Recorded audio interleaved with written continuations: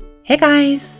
Today we're making a fairly simple version of Umbreon and Espeon, so I really hope you'll enjoy. I first took a piece of wire and bent it on the middle a couple of times, then added some clay and sculpted the snout or nose. For Umbreon you want the nose to be a bit more defined, whereas on Espeon you want it to be a bit more dainty and cat-like.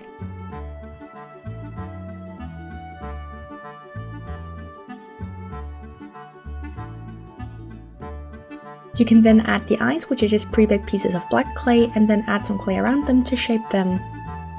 The reason why I decided to include both Umbreon and Espeon in one video is just because they look so similar, so the only real differences are the fact that Espeon is a bit more dainty in its build. Other than that, it's really just the fact that the tails are different as well as the ears, and then the fur on the sides of Espeon's head is going to be a bit longer.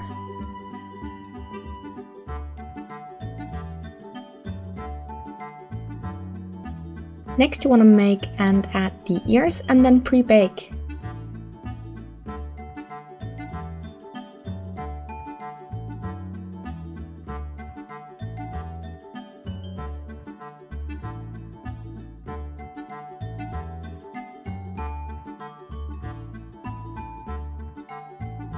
You then want to add some clay to the body, and then you want to add the legs as well as the paws.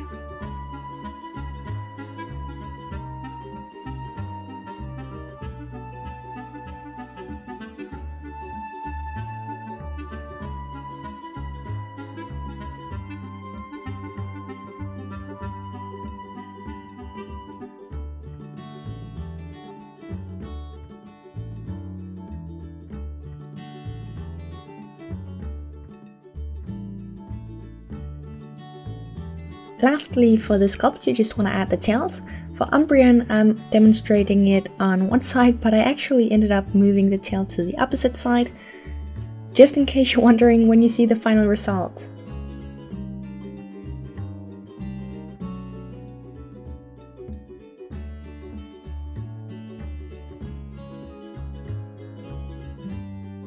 If you want, you can add some liquid clay to the seams before baking just to add some strength. And then after baking you can add the fur. For the fur I'm going to be using merino, and if you have any questions about the fur and hair I use and where I get it, I do have a video about it on my channel. And if you have any questions about my tools and materials in general, please check out my FAQ, the basics videos on this channel, or the video about my tools on my other miniature channel. As always, you want to apply the fur in small sections, then let the glue dry completely and trim off any excess. This is also where you can save some time if you're making two at once, because once the glue has to dry on one of them, you can start adding fur to the next one, and then once you're done with that, you can start trimming the first one.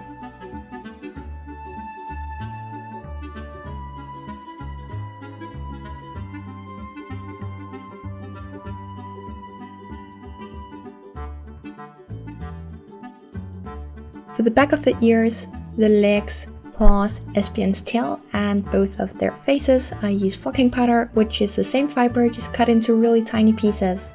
Usually I do prefer adding the fur normally on the front of the faces as well, because I think it looks a bit better. The only reason why I added flocking powder for these was just to save some extra time.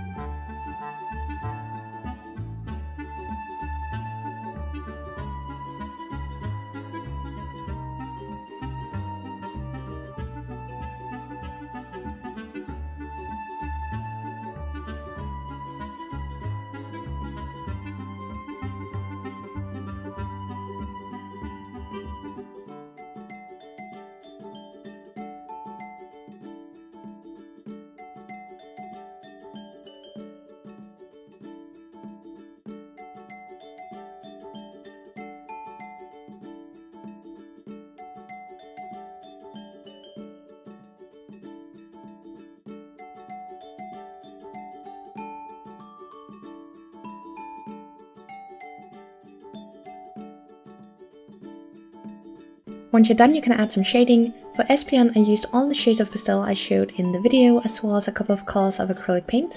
And for Umbreon's fur, I basically just added a couple of highlights using grey and white pastel.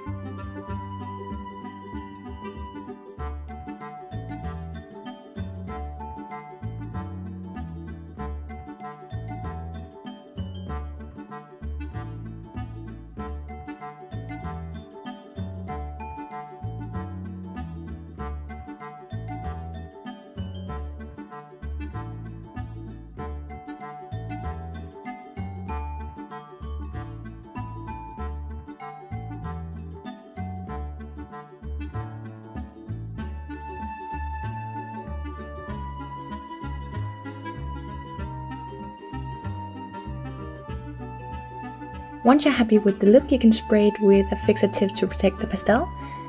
And then you also want to add some glass glaze to the eyes. For the jewel on Espeon's forehead, I just used a red rhinestone.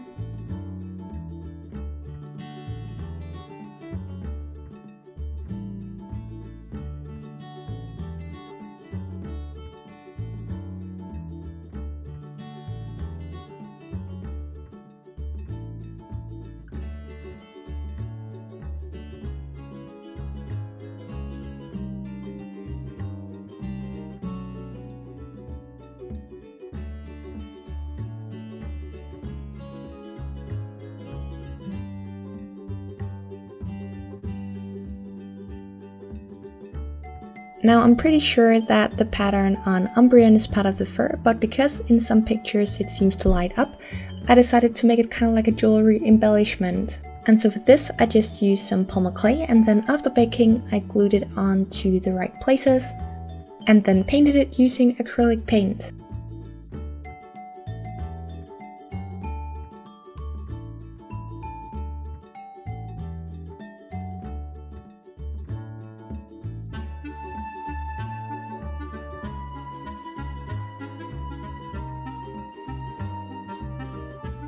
Just like with the other Pokemon videos, if you have any requests for other Pokemon you'd like to see, definitely let me know in the comments, but please keep in mind that I've already made Pikachu, Squirtle, Eevee and Jigglypuff. Thank you so much for watching, and I'll see you in my next tutorial.